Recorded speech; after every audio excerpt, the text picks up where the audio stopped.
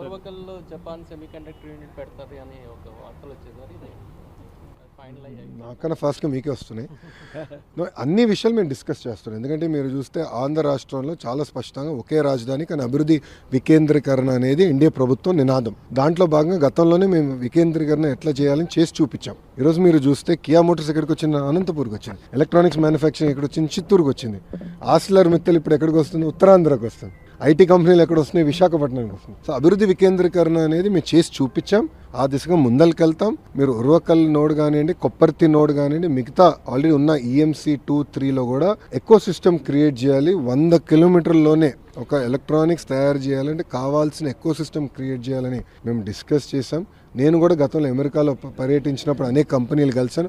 వాళ్ళ ఫీడ్బ్యాక్ ఏంటో కూడా గౌరవ మంత్రి గారికి నేను చెప్తాం జరిగింది. మేము అవన్నీ డిస్కస్ చేసుకున్నాం. గౌరవ మంత్రి గారు కూడా త్వరలో విశాఖపట్నానికి, అదేవిధంగా మన తిరుపతికి వచ్చి మన గతంలో తెలుగుదేశం పార్టీ అధికారంలో ఉన్నప్పుడు ఎలా చేసాం, ఏం చేసాం అని ఆయన స్వయంగా చూడాలని కూడా కోరటం జరిగింది. త్వరలో ఆంధ్ర రాష్ట్రానికి మంత్రి గారు కూడా వస్తారు.